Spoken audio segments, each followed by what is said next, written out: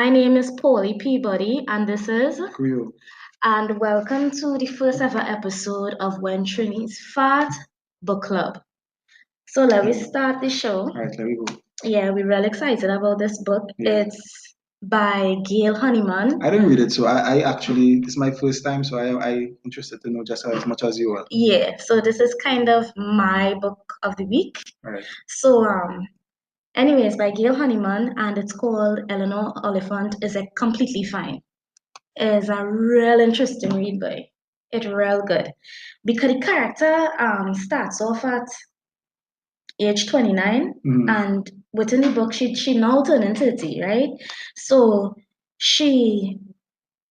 it starts off with her talking about that she working where she working. She working in a graphic company, and she started there since she was 21, and she seems to really enjoy her own company, or almost so like she didn't have a choice in the matter. Like she's a very lonely person. She don't have no friends at all, and no kind of family really. All right. Yeah, So I'm and paint a picture. Okay, cool. yeah, she's an accounts clerk, Right. a real normal Yeah. work, right? And she just find she's do the best. She does come to work all the time, on time, Right. and she does never miss days. She's hardly take holidays. She just does being she's own. She does have basic food to eat. She doesn't get much excitement from a lot of things now. And you know what? As I saying that, there are some girls thinking about that, or people that you know that there's always in that same role that you know them in. Like you always see them at a desk. Yeah. Always at like probably a KFC. Like you always see them in that same, really know them. And What's you their don't really life know them. story? She could probably be one of those people. She could be probably one of those people. Well, in certain instances, yeah, but this character kind of special because she's highly intelligent, you see. Okay. But she has some mental issues. Like, and you'll see that gradually as the book goes along. You start to realize the only person she's interact with is her mother. Once a week on a Wednesday. That the only person that she does look to call her. That way. It is, but she don't. Nobody does visit her. So hold on. So her mother does just call her at one particular time on one particular day. She does call she mother. Oh, she. But the mother does look out for that call, eh? She does get on her bad. And the mother does real pong certain negative vibes on the girl. It's like right through the mother will call she, right? Oh no, sorry. She will call the mother and thing. And it's be like a dreadful call. It's almost like, God, I don't call mommy again. She's referred to as mommy now. And by the way, I need to emphasize that this book is set in Scotland. The character was born in England, but she moved to Scotland when she was 10 now. Right. And in their culture, to refer to somebody as mommy at that age, it very childish now. Okay. It's nothing that a grown person could do. When you reach a certain age, it's like, yeah, mom. Mostly they go say mom. Okay. Not mommy, and she had this kind of demeanor like mommy. Something in the writing, yes, something in the writing kind of indicated that there's something wrong with it, like. Yeah, because every time she's like, "Hello, mommy," and the Scottish, I don't have a Scottish accent. It's like, and the mother just be like, "Well, what have you been up to today?" And making she feel kind of low about herself now, boy. Mother literally tells she like nobody knows she's very ugly. Is she? As described? Well, she's described as a average looking person, but she has a skin on her face now. On one side of her face, I can't recall right now if it's right or left, but on one side of her face have a dreadful scar, like from a burn she had many years ago now. Right. But later on in the book again, it's revealed how she got her burn in the first place. You understand? And the mother used to call her ugly even before that. Right. Like real breakdown, she's spirit. And a part of me was wondering what really wrong with the mother that she so hateful. Like you taking your time to call this on her. Right. Every Wednesday. And she going and fuck you up. She gonna tell you something like while I was reading it, I was like, you know who this woman is and why you can't push in she place. Well, the thing about it is sometimes when with like intelligence or any special ability or something like that, you find that it stems from some kind of trauma or survival technique, whether it be social or more literal. I like how you bring that up. People need to understand. Creo did not read this book, eh? Say that again. that you probably Suffer some kind of trauma. trauma from early childhood is cause some as a result of probably trying to cope a coping mechanism. Might bow your head in a book, or you might be them kind of people that'll fidget and bite their nails nervously. Try something. That kind of thing. Well, right, we're popping in that, right? Because you're going through it a little bit. Right. So boom now. She they spend a lot of time on her job. She's more of a pariah now. A lot of people the call she like a weirdo kind of thing. It had a kind of feel for a bunch of adults like in high school, just a little bit of a feel because there's like, oh look, this oddball coming in again. Most office places kind of like the same thing already, actually. Yeah, but I mean, that transition for growing up is, I don't know. Like it had a scene. Now, this is how specific Eleanor is, right? And how socially, like she doesn't allow certain things to kind of bother her, now, seemingly so. It had a scene where her hands was in mittens now. And there was jonesing off her, she offered that in the lunchroom. So then then she kind of put him in a place. But she was like, well, she answered them honestly. She does actually. She's like, we went there for what kind of scene? And they're laughing at you. She was like, well, honestly, she have some serious she have some skin on her hands and it's flaring up now. And she want to cover it so that it wouldn't cause any more infection. Everybody stay quiet. And she continued doing crossword. She loved doing crossword, by the way. And that was that. All right, cool. You understand? So hold on. So in this book so far, right? I'm trying to follow, but I'm following. But with complex characters, sometimes the writer is either, now I would say dumb, but the style of writing might be as complex as to allow the character to breathe now. Right. So what was the writing style? Yeah, who would say that appeals to like more people who readers or this book would appeal to a casual reader could no, because of how the character is. She's a very intelligent person. Right. I had to stop and look up some words. Yeah. It had a certain she used a particular word to describe private parts as well. Like what was that? I can't remember the word. I'm feeling like shit. I can't remember the word. Right now, I really can't, but I never heard that word before. But I know that's what she was referring to. But I just had to look it up. You look up the word? It means vagina. Okay. Whatever the word, but I can't remember the word right now. But she didn't use vagina. Okay. You understand? She used another scientific term. This is a kind of like a Sheldon Cooper kind of vibes, kind of Big bang. She given me that. Yes. You see how Sheldon Cooper is very socially awkward and he doesn't understand things like sarcasm. And social cues. Sarcasm does go over she and she can't give off. She just try to do it, but she can't do it. Like when she try to be sarcastic, it'll just come across real, like extremely rude. Yeah. Like real rude. Yeah. You understand? Because at that time, she made friends with a gentleman on work. Right? He work in an IT department. She don't like he at all. How she describes him, he chubby.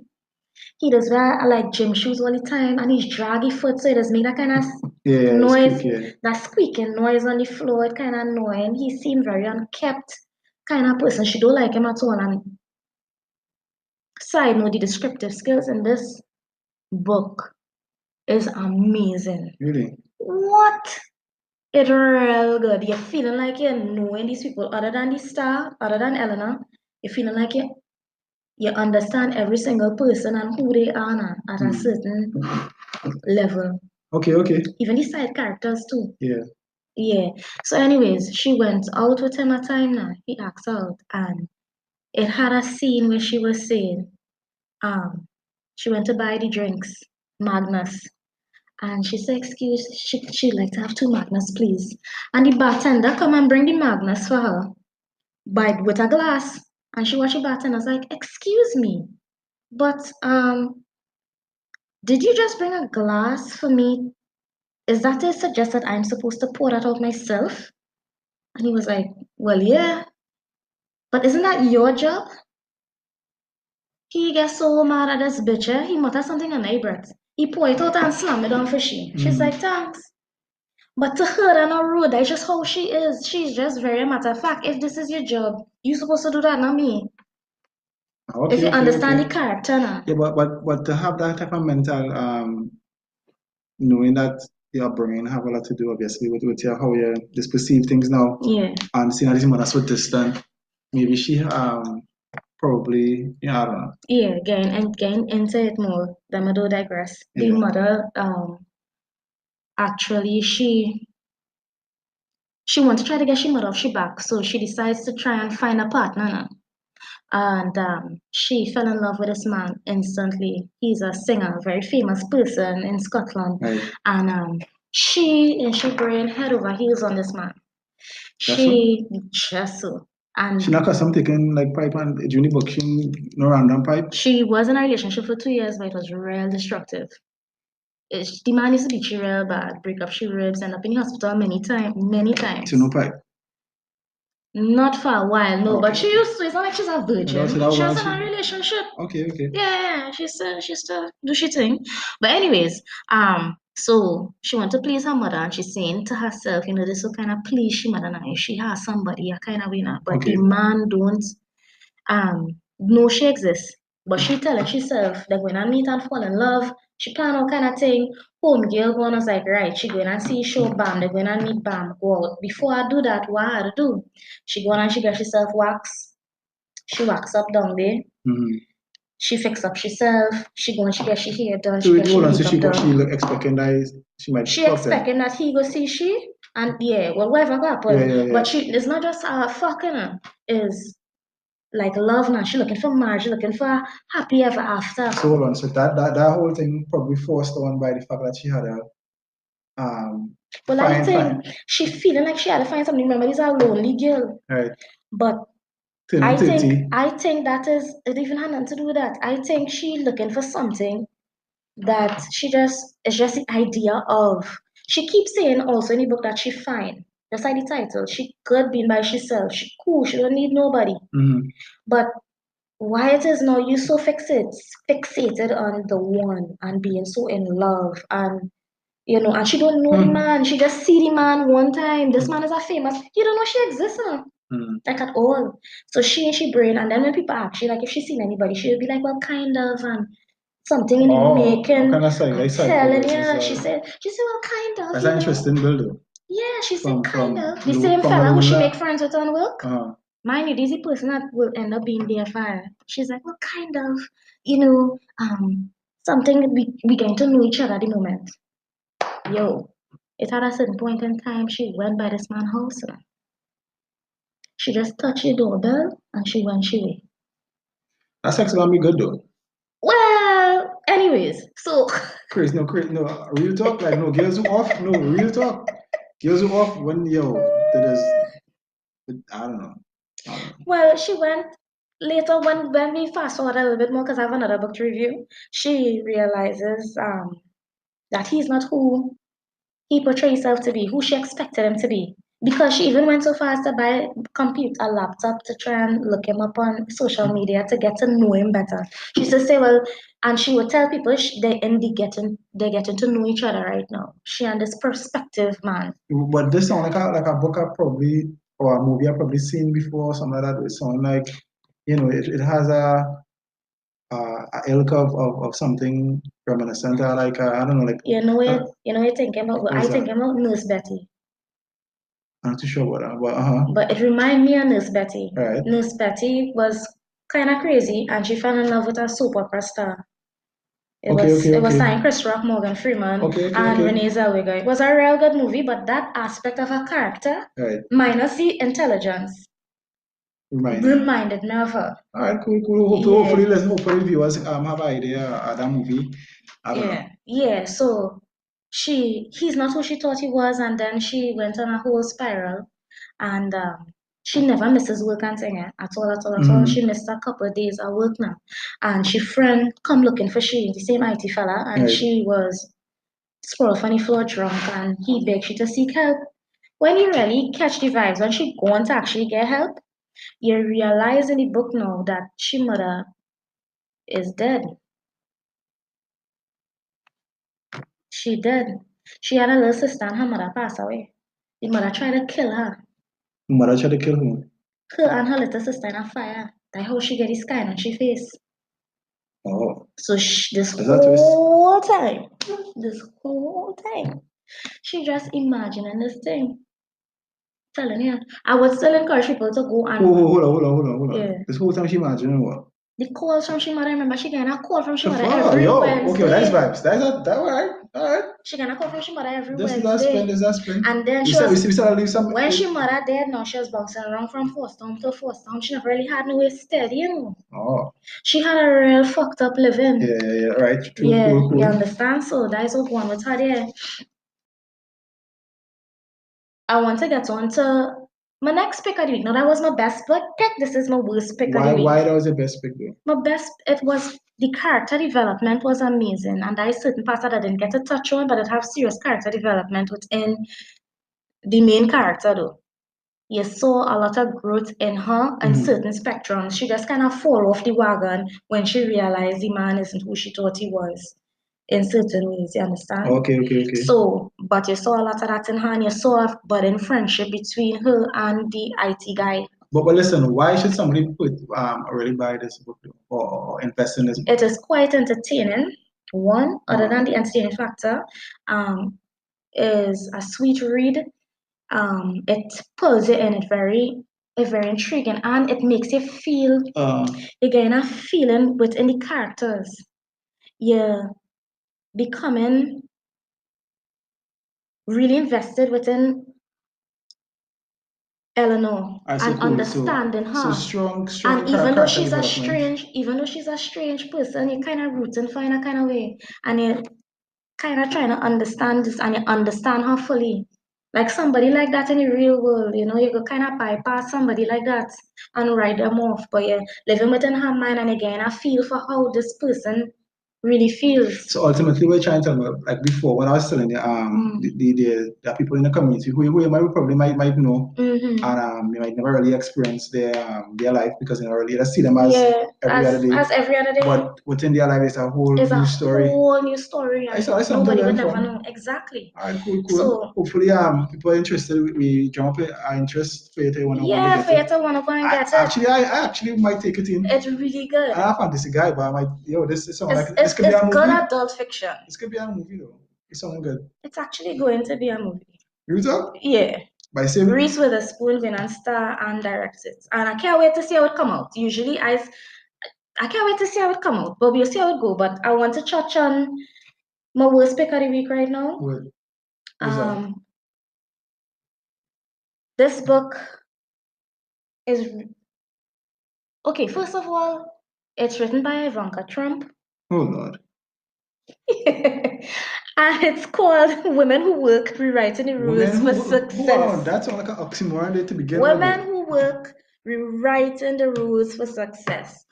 Now, granted, this book has been reviewed and thing a few times. I wanted to see what it was like for my whole self. Right. So I was like, you know what? Let me read this thing. First and foremost, which you read yourself. Griot, this book was so hard to read. She looks like she followed and she has some vibes, she has diction, she good? She's a clueless cunt. So well, first of all, why do you think she is the writer's intent? Because intention basic. All right, here it is. Usually when I get into a book, I just want to know what the writer life was the vibe, so I could get inspiration as to why they probably write whatever they write now. All right. Well, let me be real here. This book, first of all, was supposed to be about how women could achieve a sense of satisfaction in their personal life and in their working life, right? So basically, it's a self-help book for people who have children, who are husband and thing, family, and who have career. How to make that better, how to make that work. That's basically what the intention was. That's the premise, then not bad. Okay, great. It sounds nice, right? So but when you get into it,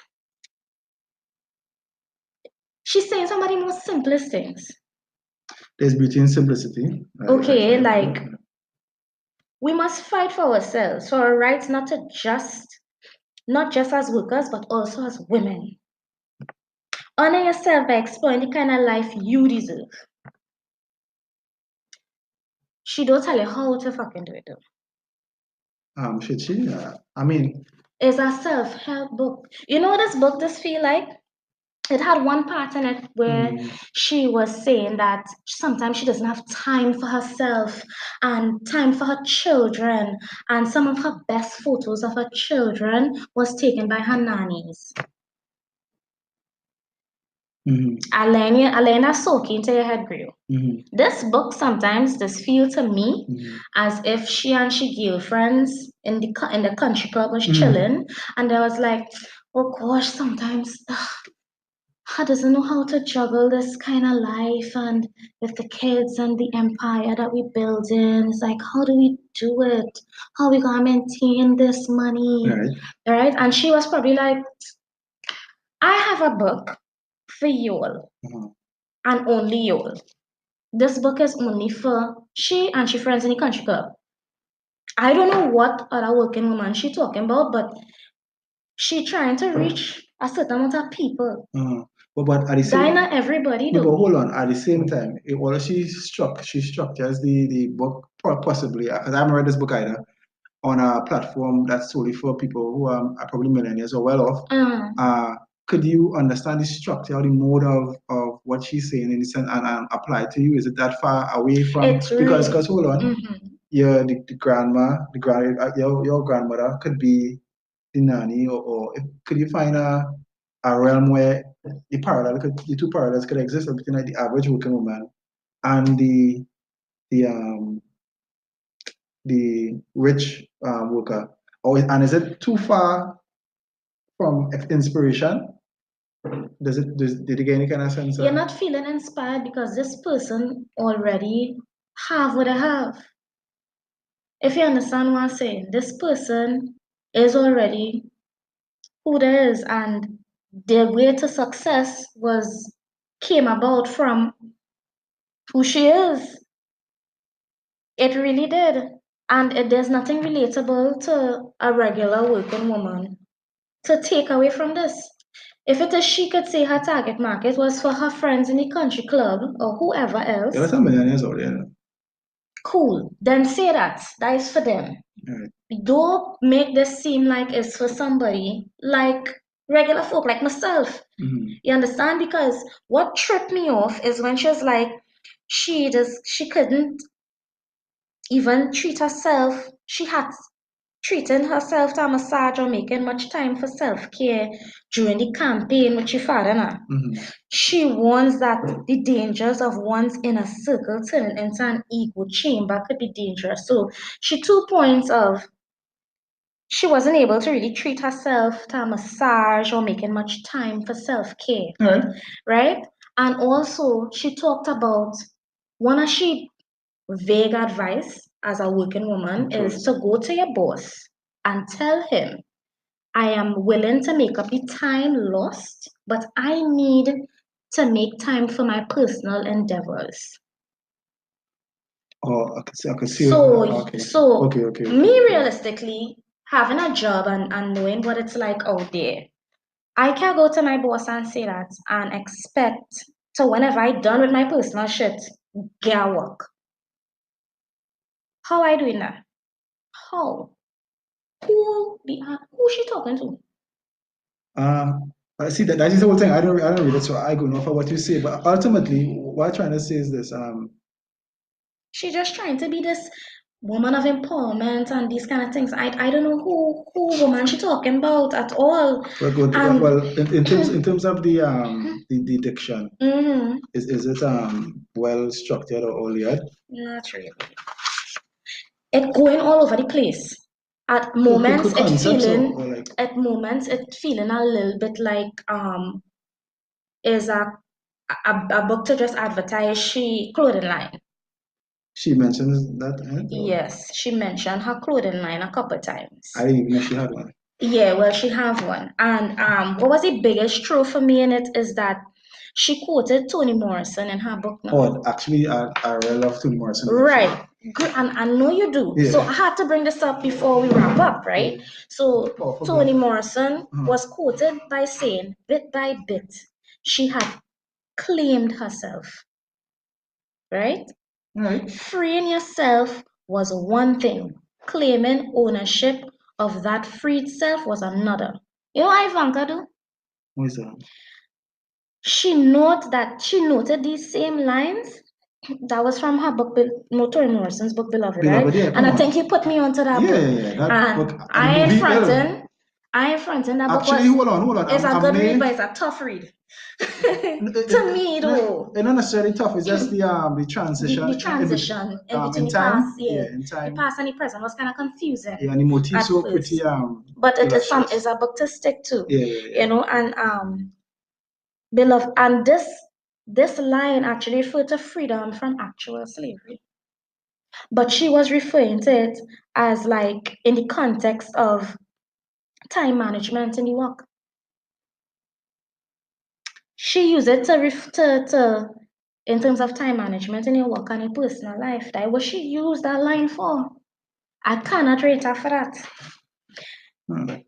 Hold on. And another thing, you gotta operate outside of the fact that she operating in the States and their business model generally may be different from ours. Fact of the matter is, to me, okay, this is how this book made me feel. It made me feel out of place. It made me, this book made me feel like, this is not for me. This is for some rich person who have real nannies and butlers and time and they're able to do all these kind of things. That's for them. And that's cool. If that's for them, then cool. If you want to read a book filled with mindless quotes that you could Google all the time, this book is for you.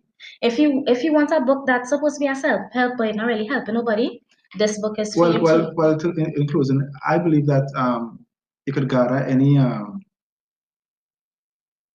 information or knowledge from any possible source. Now, you may be a lowly worker, but you may aspire to be on top of the corporate ladder. And I venture that you may have to be like, when I do get there, should I want to be like a Ivanka Trump, or should I, take different modes or embody certain characteristics that I came up with that are not fully be submerged into the motor kind of like automatic. I hear what you're saying, Grill. Yeah. But I will say this: she missed the mark real bad, and she had clearly shaken. Like she had shaken, and I will close off on that. She had shaken. If somebody want to read this book, if somebody want to read this book, good luck to you and your pockets and your mental. And that's it for now. We have to take this in part 2 because we have another book to review within this week. And his choice is called, what tell us about it? Deepak Chopra, The Soul of Leadership. Right. A guy from India. It's an inspirational story, but he's very good. And also The Secret, which is, I don't know, that book, I don't know. Well, look forward to those reviews from Grill. Yeah. Thanks so much for joining us for our book club. So much. This was Polly Peabody and Grill. Signing out. And never forget, reading is to the mind, with exercises to the body. My English teacher, I'm not in Form 1. Never forgot that. Yeah. Good. Bye-bye.